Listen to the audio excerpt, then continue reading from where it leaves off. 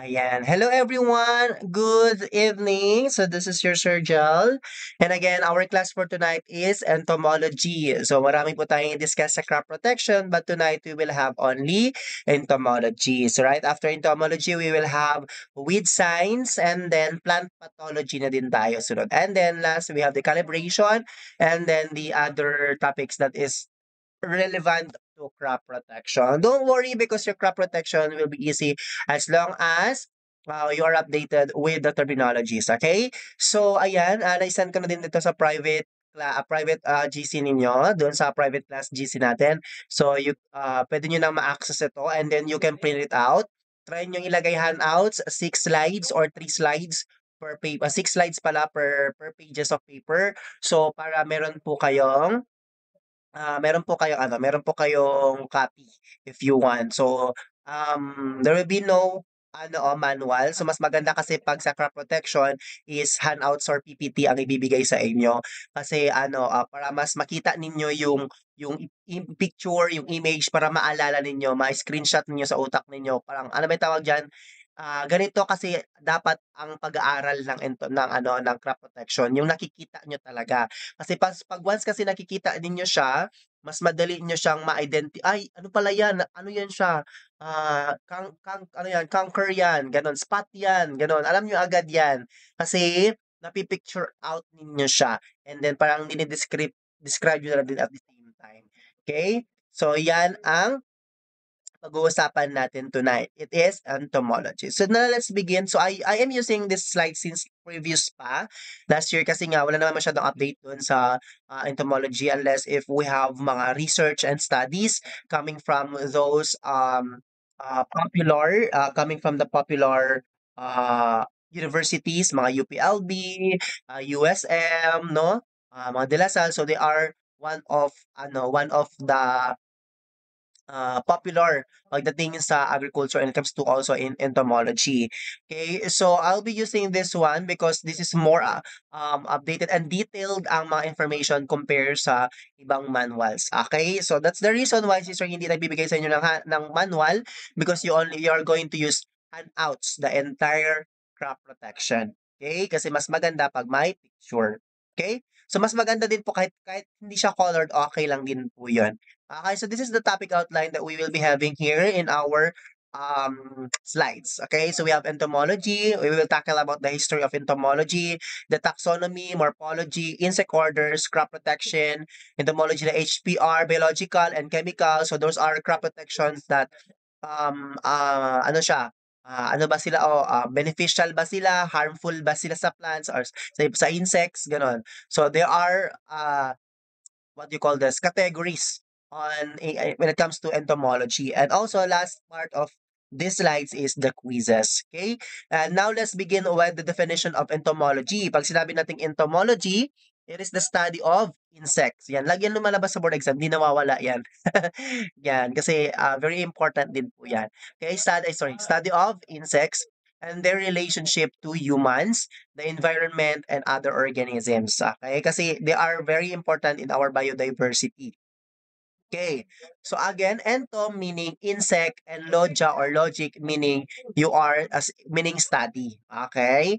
So ento meaning insect, logi meaning study. So the study of insect. Okay? So entomology, so we have insects, mites, uh, ticks, okay? So we have arachnids, spiders, snails, rats, and birds pests. So they are magkaiba sila, but they are still part of entomology. Magkaiba po ang characteristic or physical characteristics ng insects, ng mites, ng ticks, no? Paano mo malaman na arachnid siya? Paano mo malaman na snail siya? Paano mo malaman na insects talaga siya? Paano mo malaman na rats, birds, pests, ganon. Alam niyo meron ako one time na na-encounter na he is also an licensed agriculturist na. Hindi ato also to give you all an idea, 'pag naging licensed agriculturist po kayo, dapat alam niyo po yung mga ganitong basic principles. Ano, example, let's say, meron siyang may nakita siyang spiders, no? Sinabi niya agad na, "Uy, that's insects." A spider's never been an insect, okay? Lagi tandaan. Because spiders are part of arachnids, not insects. Okay? They are part of arachnids, not insects. That's why entomology is only referring, our study is in entomology is only specific only to insects. Okay? Kaya hindi tayo nag-aaral ng arachnids, hindi tayo nag-aaral ng ng iba pang ano, ng iba pang still part pa rin ng ano, ng study or covered pa rin siya ng entomology. But if you're going to talk about entomology, insects lang alone, so magkaiba po 'yun with the arachnids. 'Yun, magkaiba po 'yun kasi magkaiba po talaga sila ng characteristics. So later on, malalaman niyo kung bakit sinasabi ni Sir Inch sa inyo 'to, bakit hindi nasabi ng teachers ninyo, eh, kasi nga magkaiba po talaga sila. There's a difference when it comes to physical appearance. Okay? So now these are the branches of entomology that supporting entomology at the same time. So we have insect ecology. Yan. If you're taking BS Bio and then you are major in ecology, so you have the subject entomology. And we have insect morphology. Pag sinabing morphology, it is talking about the physical properties of physical characteristics, sorry, physical characteristics of the insects. And then we have also insect taxonomy. Ibig sabihin, what do you mean by insect taxonomy? Ibig sabihin po niyan is nomenclature. Pag sinabing nomenclature, it is the naming of the insects and how you're going to name it. Okay? Kaya nga, di ba, mayroon tayong mga scientific names. Yun po yun. That's the purpose of the taxonomy. Pero I already discussed that when we were discussing, when I was discussing the crop science, 'di ba? Kung paano ang tamang paggawa ng scientific names, 'di ba? Ano ang inuuna? We have the genus and then the species, right? So that's also the thing that you're going to do in entomology. Okay? And then we have also insect physiology. Ano yung insect physiology? It is talking about the internal part of the insect. Meron bang ano, lahat ba ng insect may backbone? Lahat ba ay invertebrate? Ganon. Lahat ba ay vertebrate? So, lahat ba ay pare-parehas ng physiological properties or characteristics? So, malalaman natin yan. And we have also insect genetics. Bakit? Kasi nga, some of our insects can be used as medicine. Okay? Can be used as medicine. And also helpful in our in the human body. And we have also the forest entomology. Those are insects. What are those insects that are endangered, no? Insects na rare mo lang makikita. Yun. And then we have also veterinary entomology, yung mga insects na ginagamit sa paggawa ng sa ginagamit for veterinary. And we have also medical use. We have molecular entomology also. Like example, meron kasi mga insects na may panglaban sa cancer, ganun. And then we have economic entomology. If it is beneficial or harmful ba siya na insect, ganun. And then we have forensic entomology. So entomology ginagamit din siya especially pag merong like namatay gano'n tapos um under investigation. So puwede 'yun mga insects yung parang it can be belong to forensic entomology. Meron niyang ano, meron niyang laro application sa phone, 'di ba? Yung forensic blah, blah, blah ba yun na ano siya, kalimutan ko na yun na app. Nalaro ko yun dati tapos laging nasasama dun yung insect, yung mga bugs, gano'n. Okay, so in the specialization of the taxonomy, so I want you to familiarize this because kasi memorize niyo namin din 'to, eh. So these are the insect orders that you need to, be familiarized, okay? Paano ba sila i-familiarize? So i-memorize din naman niyo 'to. So ngayon pa lang sasabihin ko na sa inyo that you are going to memorize the insect orders. So ibibigay lang ni sir ang list ng insect orders. Actually meron yan sa Green Empire, sa GE, merong mga list ng, insect orders. You can use that para ano, para as your reference. Kasi yun naman din ang puwedeng gamitin kasi yun ay updated at tsaka mas detailed din siya at the same time, okay? So we have Coleoptera. Pag sinabing Coleo, that is beetles. Okay? That is beetles. So i-discuss lang yan ni Sir Senyo furthermore once we already reach insect orders. Okay? Dipterology or Diptera. Yan. That is flies. No? Halos flies. We have Odonata or mga malalaking mata. Yan. We have dragonflies and damselflies. Hemiptera. They are known as the true bugs. O yun. Then the question also when it comes to true bugs, paano nyo malaman if it is a true bugs or a beetles? Paano siya maano? Kasi halos pare-pareha kasi sila ng mukha, right? Pero paano mo malaman if it is a true bugs? Yun. And then we have Isoptera. Yeah, we have the termites. And then Lepidoptera, yeah, moths and butterflies. Melitology or apiology or the bees. But we are not going to discuss about bees, okay? So hopefully you have a basic knowledge about the bees kasi baka lumabas din sa board exam pero hindi naman siya malalong rare lang talaga siya lumalabas sa exam. Pero tinatanong lang what do you call the study of bees? That's apiology or it's not apiology ha, it's apiology.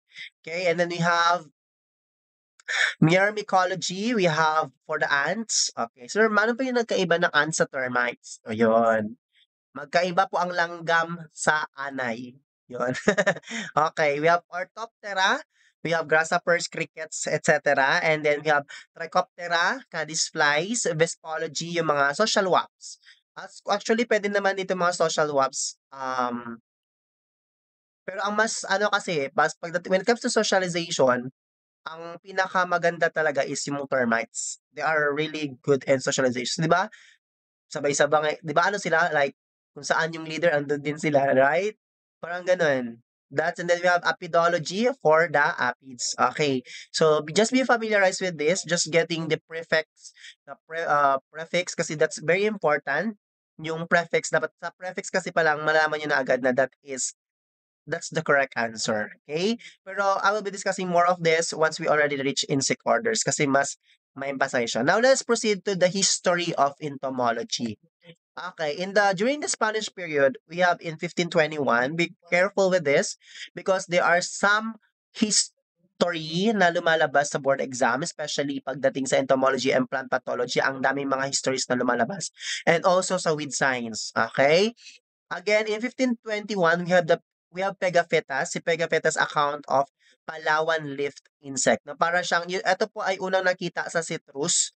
If I'm not mistaken, nauna siyang nakita sa citrus tree. Okay, and then leaf insect, the first recognizable written record of the Philippine insect. So that is the Palawan leaf insect. It was Pegaphetas account. Okay, and then in 1569, we have the earliest record account of locust swarm in the Philippines. Yung locust swarm po, yung ano pa yan, para siyang grasshopper. Para siyang grasshopper na ano, na nalipad-lipad tapos talon, tapos nilipad-lipad siya. Actually, this was happened also nung, are you familiar yung sa ah, the story of Moises? Yung ano, story ni Moises sa Bible, 'di ba? Ano na yung lumabas din po yun sa board exam. Yung mga ano, yung mga tinanong din doon, yung ano daw yung mga insect pest na sinabi doon sa story ni Moises, doon sa Bible. So merong frogs, merong locust, isa ang locust doon. Okay? So, sige, hanapin ko lang 'yon. Hanapin ko yung ano na 'yon, yung story na 'yon para kasi lumabas din po 'yun siya sa board exam. Okay? Lumabas siya sa board exam kung ano-ano yung mga sorry, nakalimutan ko na. Kung ano-ano yung mga insect pest doon nakabilang. Actually, nakasama din po ito sa ano ko, sa mga quizzes ko, 'yan. Kasi hindi ko nakakalimutan yung mga ganyan. So we have in 1569, that was in 1569. So we are going to highlight earliest recorded account of locust swarm in the Philippines. Saan nangyari? Sa Panay Island. Sometimes hindi po nila nilalagay ang Panay Island, so beware kung saan under region ang Panay Island. Okay? And then we have also in 1593, nung unang na-discover na isang Spanish priest na si Padre Antonio Sedeño, yung planted mulberry for silk. Okay? So planted mulberry and introduced sericulture. Pag sabing sericulture, it means about silk, production of silk. Okay? In the Philippines. Okay? Sino yun ang nag-ano? Sinong Spanish priest? Si Padre Antonio Sedeño. Okay? And then we have in 1830, nagkaroon ng opening of the Port of Manila to the world commerce. Pero po, stick po sila nung time na yan kasi nga dapat every time na syempre kasi meron tayong mga galing sa labas, no, pag pumapasok sa Manila, may tendency na pwedeng mapasok ng mga insect pests. Okay? So, yun. So, Panay Island is under Western Visayas. Okay, Western Visayas po.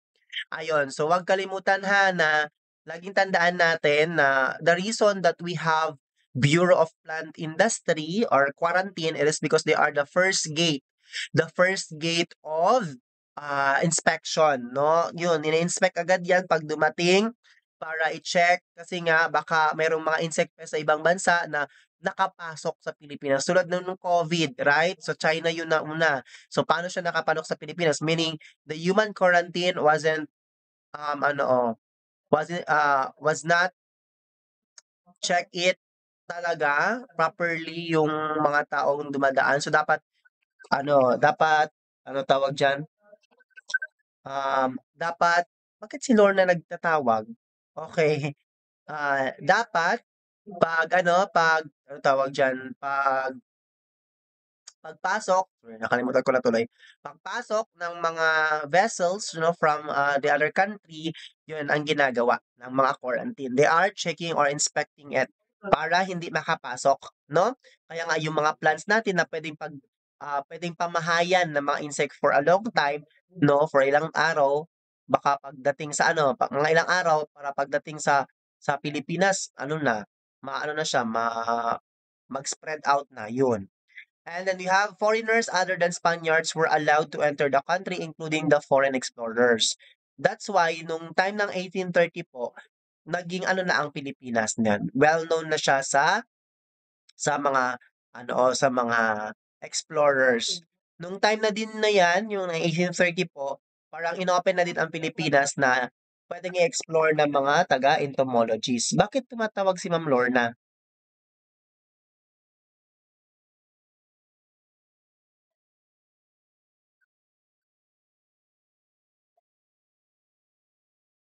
Okay.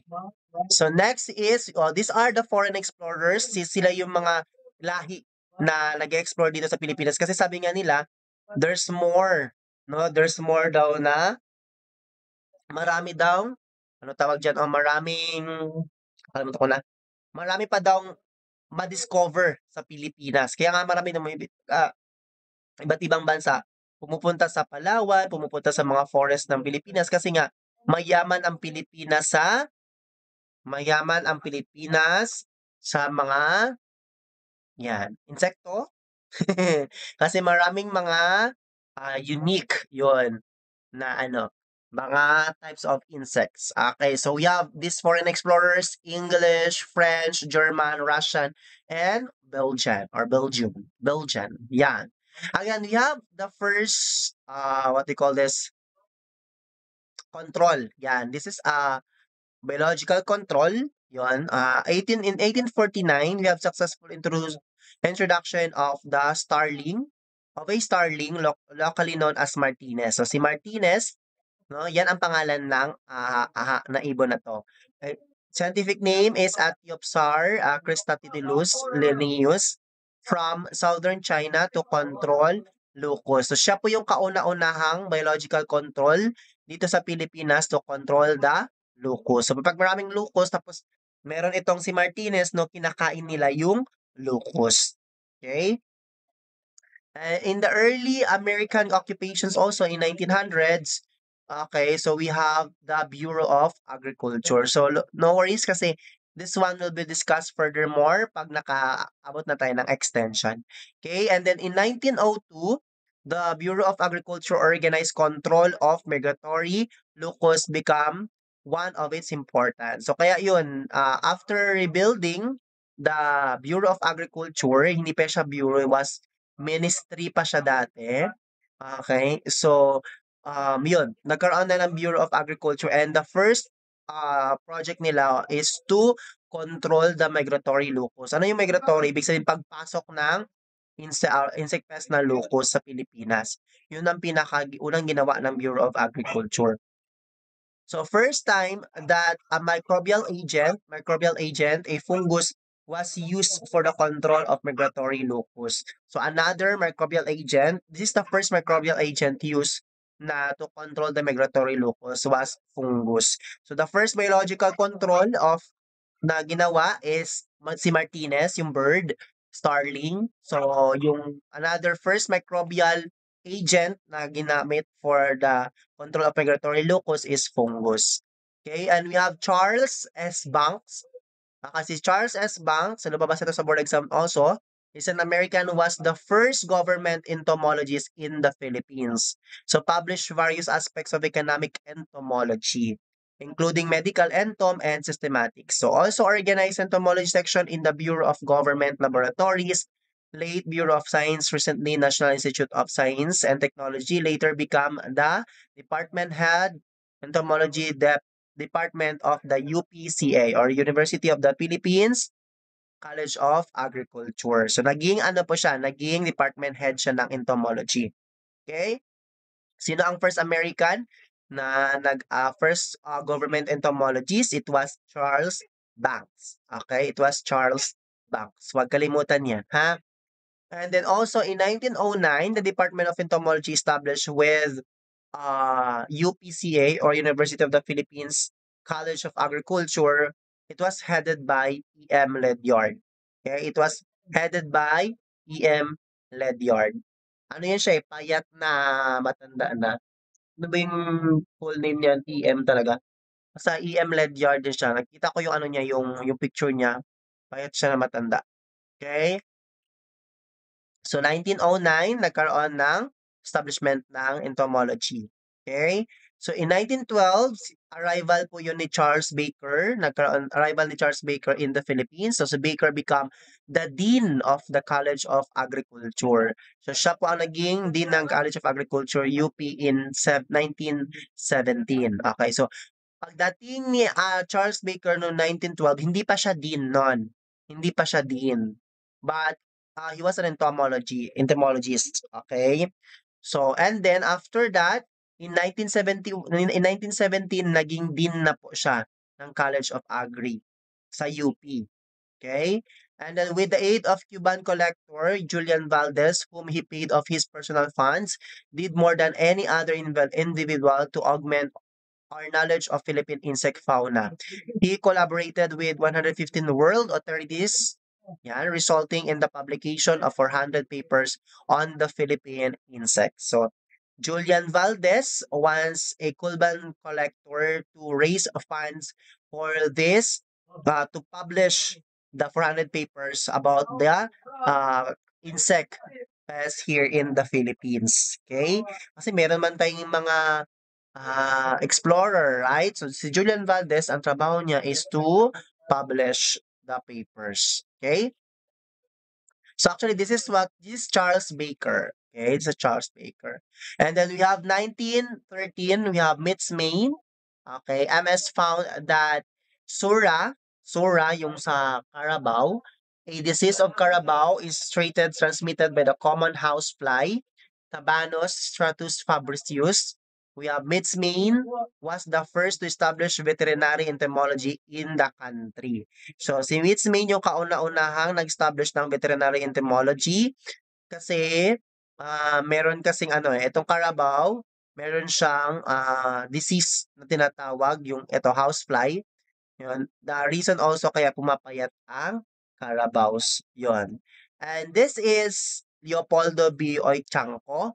Okay, so the first Filipino instructor ng entomology. Siya yung kauna-unahang instructor ng entomology. That was in 1915. And in 1918 naman, si Oichanco is the first Filipino who graduated from the Masters in Entomology sa UPCA. Okay? UP, University of the Philippines College of Agriculture. Okay? Si Leopoldo B. Oichanco. Okay? And then, rise of the Filipino entomologists, yun, after ni Oichanco, meron na tayong mga Filipino entomologists in 1922 to 1960. Okay, so in 1922, we have Oichanco, LB, first Filipino to obtain a doctoral degree in entomology. So si Oichanco pa after nag-MSc niya, nag-doctoral na siya no, sa entomology. He also described new species of Psyllids, first Filipino to describe Philippine insect. So sino yung first Filipino to describe Philippine insect na Psyllids? It was Oichanco. Okay, it was Oichanco. So marami talagang na-contribute si Oichanco sa Philippine insect, sa Pilipinas. Okay? And then in 1925, first time airplane was utilized in the control of migratory locust. Kasi nga lumilipad nga, 'di ba, yung mga locust. So they used the airplane to control the locus in 1925. Kasi nasa ano yun sila, nasa atmosphere, yon. And we have 1934, first report on mites of croplands in the Philippines by Fajardo and Velosilio.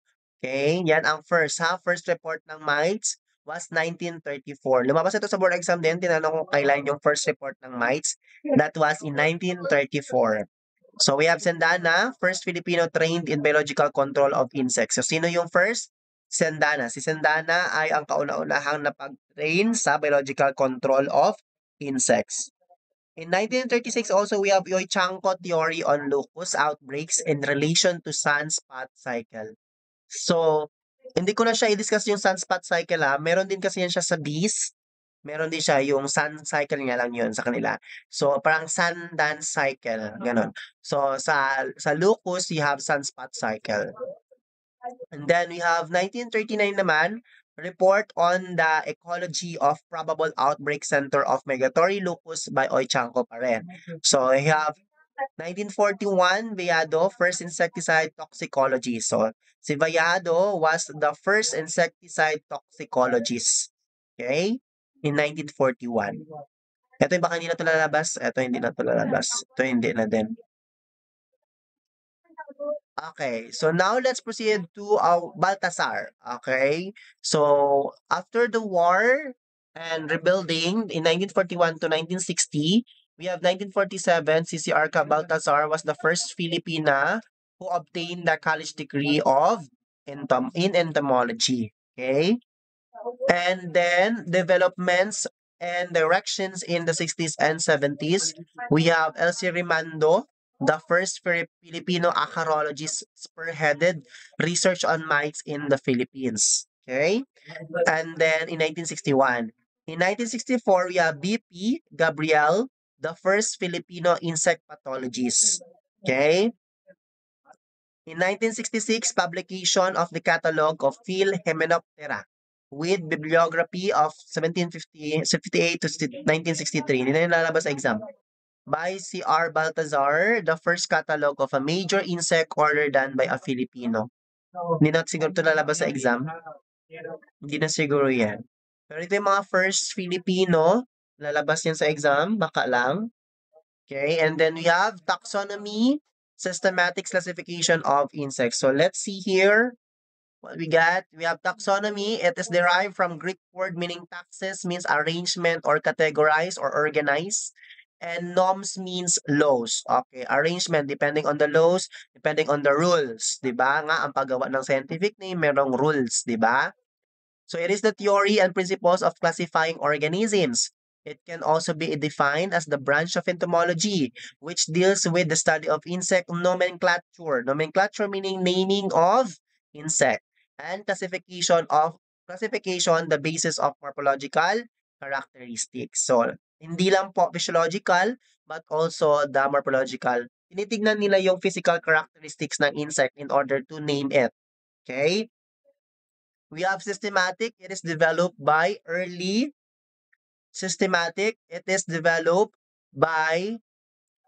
naturalist Carlos Linnaeus. Yeah, 'di ba napansin ninyo yung mga scientific name merong Lin because of that Linnaeus. Okay, it was Linnaeus who made this botanical systematic yon system botanical system. Yan, siya lang gumawa. Okay, siya yung kauna-unahan din gumawa ng scientific name, si Linnaeus.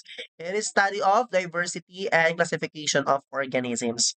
Classification, it is the ordering of organisms into a hierarchy of categories. Yun. Parang pumabalik-balik lang tayo sa soil taxonomy, ganun. In pagsabing classification, ordering, organizing, ganun yan. Okay? Again, nomenclature is the scientific naming of animals, follows the rules which are outlined in the International Code of Zoological Nomenclature. So, anong fina-follow nila? International Code of Zoological Nomenclature. So, we have Latinized, binomial, ibig sabihin dalawang words, yan, words. That is composed of two words. So we have genus and then the species. That of subspecies is trinomial. Pag subspecies naman yung pinaka-last we have, 'di ba meron kayong nakita sa pangatlong word ng scientific name na sub or SP lang? That means subspecies or SSP, gano'n. Followed by the name of the author person who described the species. Puwede din sa last meron din kayo nakita na Lin or Linnaeus po 'yun. Ibig sabihin, it is made by Linnaeus. Okay, example, we have Papilio-Glaucus linnaeus. So we have the genus Papilio. Glaucus is the species. Okay, and then the one that describing the scientific name is Linnaeus. Okay, ganon. And then we have Leptenotarsa disseminata. So the species Disseminata was described by Say. So Say, this one here. Pag may nakita ninyo, that is the author. And always remember also, pag scientific name, lagi naka-italic sila. Pero pag hindi mo po magawa i-italic, pwede po silang i-underline. Only the first letter of the first word lang ang naka-capital. The second word, the second letter, the first letter of the second word should be small. Okay? By say in some genus of other than Leptenotarsa, and this species has since been transferred to the genus Leptenotarsa. And we have a species referred to but not named, yung mga hindi naka-named. We have yung mga species, example ito, Gumpus sp, meaning po niyan, Gumpus species. Oh, pag SPP po, more than one species po ibig sabihin niyan. More than one species, SPP. For example, Gumpus SPP referring to two or more species ng Gumpus.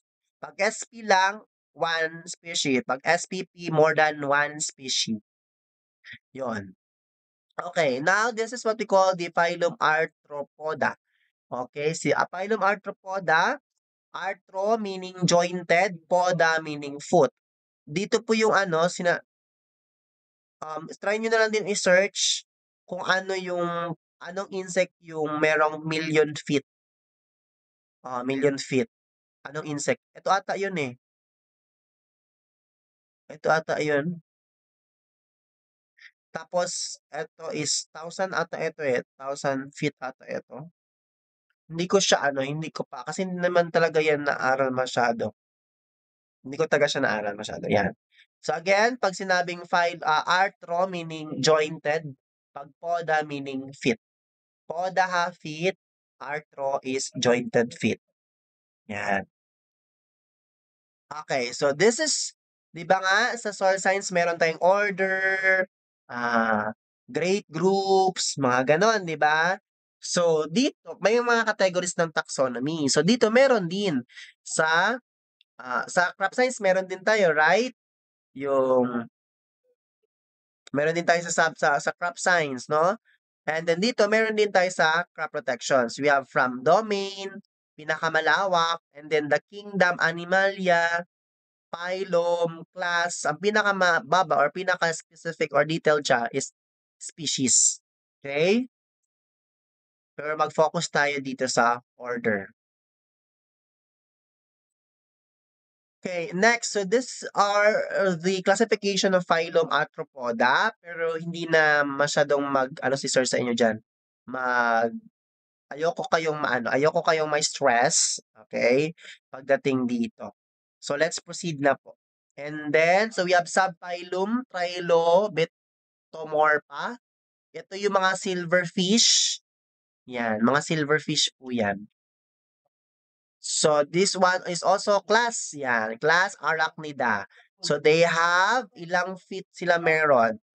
4 pairs. Oh. Eh, ang insect, 3 pairs lang meron eh, di ba? So, 4 pairs kasi meron ang arachnid. Tapos, divided lang siya into 2. While sa insect, divided into 3 and then it has 3 pairs. Oh. Kaya sinabi ko sa inyo, yung insect, hindi siya pwedeng arachnid. Okay, magkaiba sila. And then we have subphylum Chelicerata. So, ito yung mga tawag sa kanila nito? Mga apudus. Yon, mga apudus. Yung mga walang feet. Ganon, walang feet. Okay?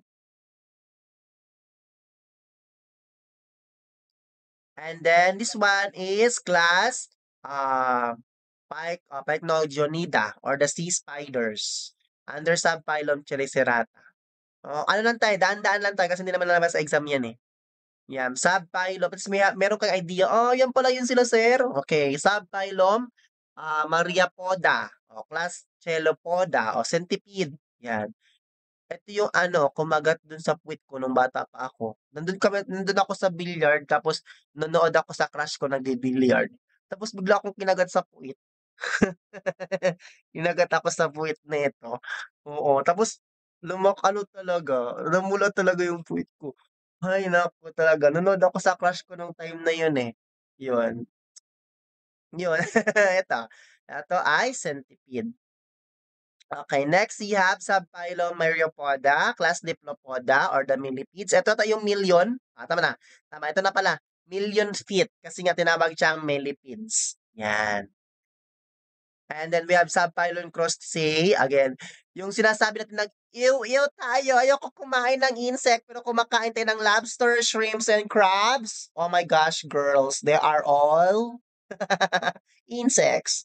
Ayun, so, huwag tayong mag-arte-arte mga girls ha, kasi ew, ayoko talaga kumain ng ano, ayoko kumain ng mga insects yung 'pag nakikita lang sa reels na kumain ng ganito, ganyan, parang ano na, parang tanga. Pero kumakain din pala ng lobster, shrimps at tsaka crabs, masarap kasi sir. Oh, ngayon alam niyo na, okay. And then we have subphylum Hexapoda, we have class Entognata, ito yung mga wingless, yung mga kuto, yan yun. Okay? Okay, next we have subphylum Hexapoda, class Insecta with wings. O, ayan. Pero tandaan nyo to kasi lumalabas ito sa board exam. Yung ano, yan. Yung mga ano na yan, class Insecta. Yan. So, ngayon pa lang, sinasabi ko sa inyo, kailangan i-memorize na ang insect orders. O, isi-send na lang ni sir sa inyo. Hanapin ko sa GA yun. Send na lang ni sir sa inyo, ha? Okay, so now let's proceed to the insects. Okay, insects derive from the Latin insecere, meaning to cut into. Kaya to cut into kasi divided siya into three. Divided head, thorax, and abdomen. So each division meron siyang mga functions. Okay, referring to the bodies of insects that are almost cut in half by constriction of the neck and waist. Ayun. So cut siya sa head, iba din yung part na yan. Thorax, iba din part na yan. Abdomen, iba din ang part na yan. Okay? So, distinguishing characteristics of the insect, segmented body. The segments are grouped into three distinct regions. Huwag kalimutan, we have the head, thorax, and then the abdomen. Ulit-ulitin niya ni sir sa inyo. Okay?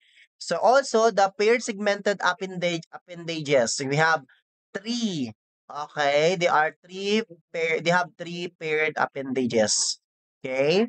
So, we have also chitinous exoskeleton. Pag sinabi ko kasing exoskeleton, ito yung mga type ng insect na, ano ba yan, oh? Nag-change ng skin.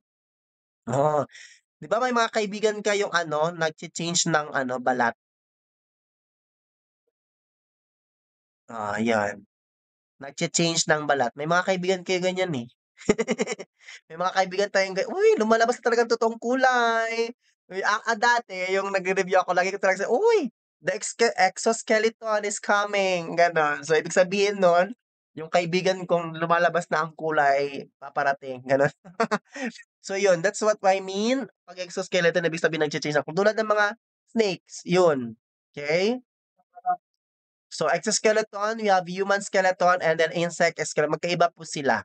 Okay, this one is a true bag kasi it has true bags.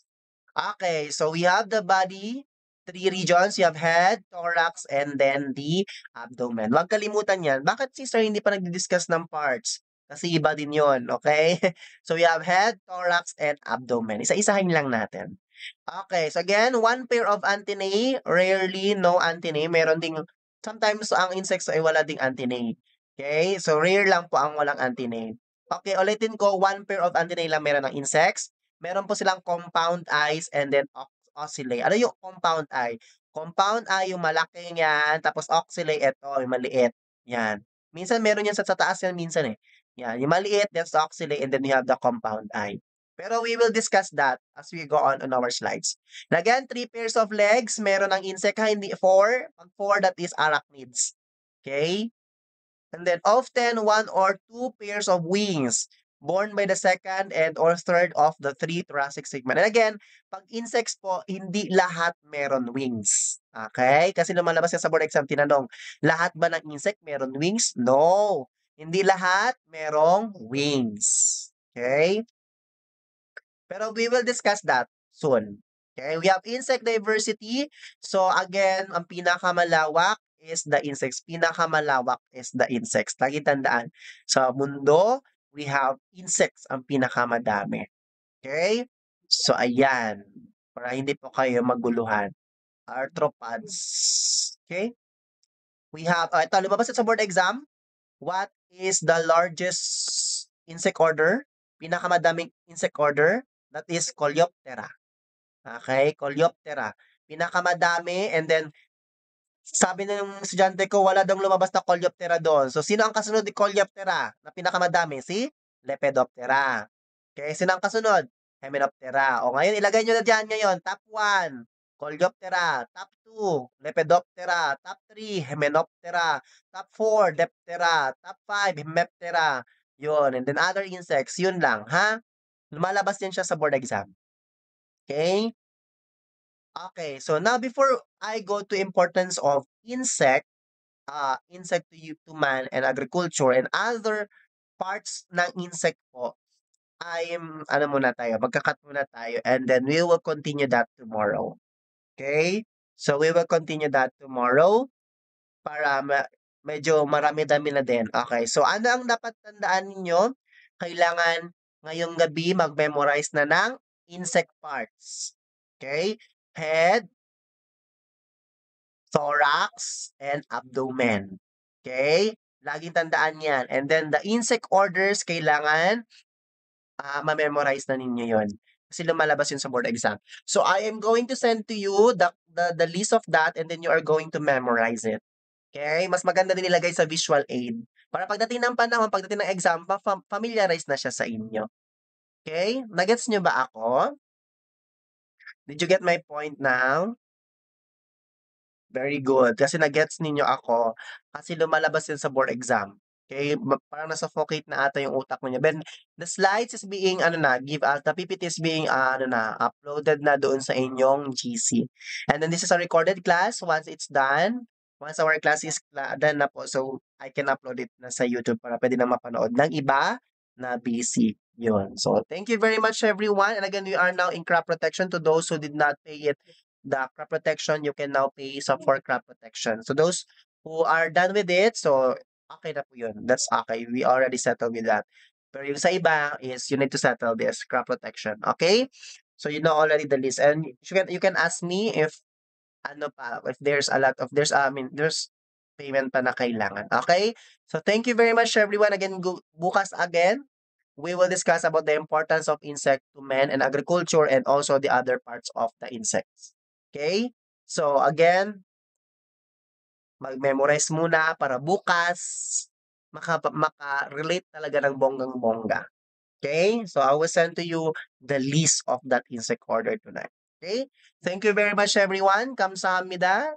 Yan. Anyong hejo mo sa'yo, anyong ga sa'yo everyone, and then chara sa'yo, manasobanggap sumida. Thank you very much everyone. Yerebun. 감사합니다. Thank you. Bye-bye and good night.